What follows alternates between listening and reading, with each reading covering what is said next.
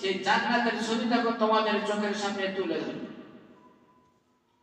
আর বদকাররা, যারা আল্লাহর হুকুম আদায় করতো না, যারা দুনিয়ার বুকে ফাসাদ করত, তাদের কাছেও সেরকম ফেরেশতা আছে, তারা এসে সেরকম জান্নাত তাদের কাছ থেকে নিয়ে যাবে।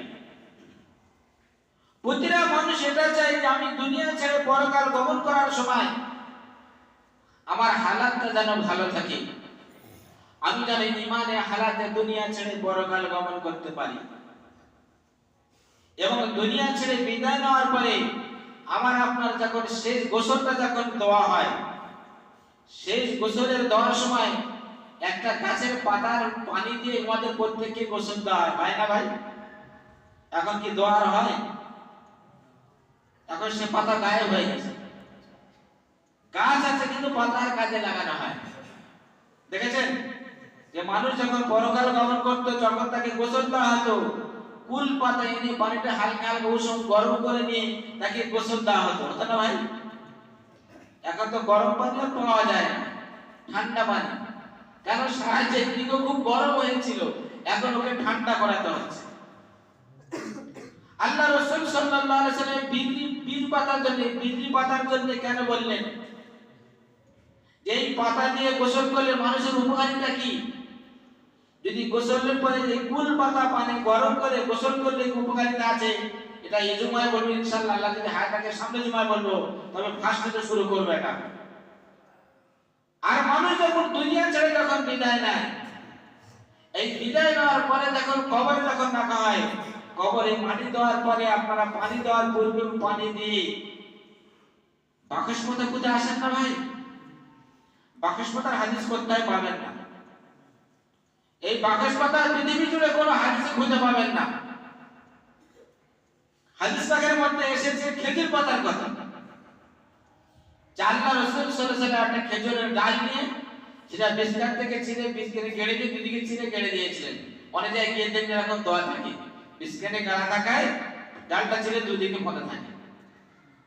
হাদিস পাকে নাসাই শরীফে হাদিসে এসেছে খেজুর পাতার দোয়ার কথা।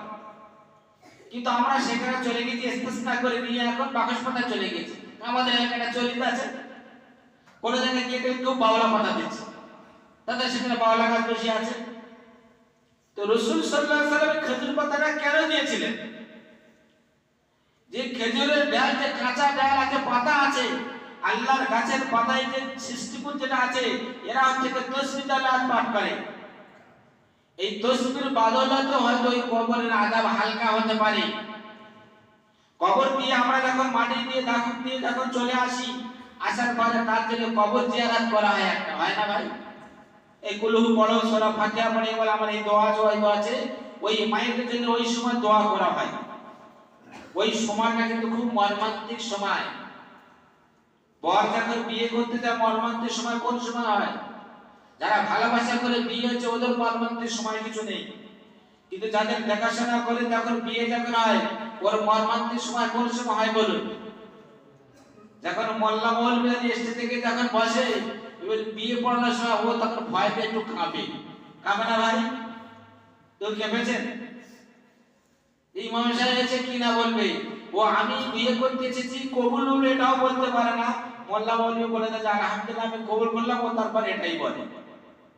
হয়তো বিয়ে আপনারা পড়াটা শোনেন, আমি তো বলি তো দেখা যায় কি বললেও জানে না, কিন্তু বিয়ে করতে এসছে। পরকাল গমন করার পরে যখন কবরে যখন আমাদেরকে রাখা হয়, মনে করলাম তো চোখ বন্ধ হয়ে আছে, বডি নিস্তার হয়ে আছে, আর কোনো সারা শব্দ নেই। ওই মাটি দেওয়ার পরে যখন মুনকার নাকির ফেরেশতা যখন কাছে এসে যায়, তার বডি তখন কিন্তু সতেজ হয়ে যায়। কিন্তু আল্লাহ এ শক্তি দেয় যে কবর থেকে উঠে তুমি পালাবে। তোমার শরীরে কোনো রোগ নেই ওই সময়, তোমার কিন্তু আল্লাহ শক্তি দেয়নি যে তুমি কবর থেকে উঠে পালাবে। যখন ভয়ঙ্কর ফেরেশতা রূপ যখন দেখে বান্দার হালাত তখন মর্মান্তিক হয়ে যায়। এখন আমার আশেপাশে কেউ নেই, দুনিয়ার মুখে যত বিপদে পড়ি না কেন কেউ নেই, আমার সাহারা হবে, কিন্তু কবরে কেউ নেই। কিন্তু মহান স্রষ্টা মহান রব্বুল আলামিন বলে দিলেন, ঈমান আনার পরে তোমার উপরে যে জিনিসটা আমি ফরজ করে দিয়েছি, ওই অন্ধকার কবরে যখন মালিকুল মউত ফেরেশতা যখন তোমার কাছে এসে হাজির হবে, সঙ্গে সঙ্গে তোমার সৎ আমল আর এই নামাজ তোমার কাছে দাঁড়িয়ে যাবে। যে সব থেকে বিপদে আমার কাছে আসবে, যে সব থেকে গুরুত্বপূর্ণ সময় আমার কাছে আসবে, সেই নামাজটাকে কিন্তু আমরা সব থেকে পেছনে ফেলে রেখেছি। দুনিয়ার সম্পদ তো আজই কাল থাকবে, কিন্তু যখন তুমি পরকালে গমন করবে সম্পদ কিন্তু তোমার সব হাতছাড়া হয়ে চলে যাবে। এতটা তোমার হতে পারে আমার আব্বার সহরাসানের জন্য, মায়ের সবার জন্য মাদ্রাসায় 50,000 টাকা, মসজিদে 2 লাখ টাকা দিলাম, এই পর্যন্ত সন্তানটা শেষ করে দেবে। 2 মাস 4 মাস তারপর তো শেষ হয়ে যাবে। কিন্তু আপনি জীবিত থাকা অবস্থায় যে আমলগুলো করে গেছেন, জীবিত থাকা অবস্থায় যে আল্লাহর ঘরে মসজিদ মাদ্রাসাতে দান করে গিয়েছেন, এগুলো কিন্তু কবরে শুয়ে তার ওসিলায় আপনারা কোনো নাজাত পাবেন। কিন্তু নামাজ পড়তে গেলে তার খরচা করতে হয় না, শুধু সময় ব্যয় করতে হয়। সেই সামান্যটুকু সময় যদি আমরা ব্যয় যেতে করে পেরেছি, তো আমাদের পরকালের জিন্দেগিটা ফার্স্ট কাতার যদি আমরা কামিয়াব যদি হয়ে যেতে পারি, ইনশাআল্লাহ সব জায়গায় কামিয়াব হয়ে যাব।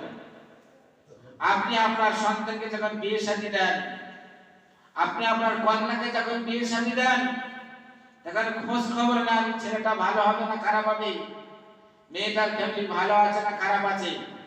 তার দুনিয়াবি জিন্দেগি সুখের জন্য, শান্তির জন্য আপনি প্রাণপণ চেষ্টা করলেন, তো আল্লাহ পাক কি যখন আপনাকে দুনিয়ার বুকে পাঠিয়েছেন, তখন কি যখন পরকাল ছেড়ে গমন করবেন তখন কি খোঁজ খবর নেবে না যে আমার বান্দাটা দুনিয়ার বুকে কি হালাত করে এসেছে? মল্লিক পাড়ায় কোনো ছেলে যদি বিয়ে হয়, যদি খারাপও যদি হয়, কিন্তু কাউকে জিজ্ঞাসা করতে এলে কিন্তু সে খারাপ বলতে পারে না, যে না এলাকার ছেলেরা আলহামদুলিল্লাহ খুব ভালো। তো আমরা যদি আল্লাহর সেই হুকুমটাকে যদি পরিপূর্ণ করতে যদি পারি, আমাদের কাছে 24 ঘন্টা যে ফেরেশতা আছে, এই ফেরেশতারা কাল কিয়ামতের ময়দানে সেদিন আল্লাহর কাছে রব্বুল আলামিন, তোমার এই বান্দা তোমার এই বান্দি দুনিয়ার বুকে যদি জিন্দেগি কাটিয়েছে, তারা তোমার হুকুমগুলোকে পরিপূর্ণভাবে আদায় করেছে।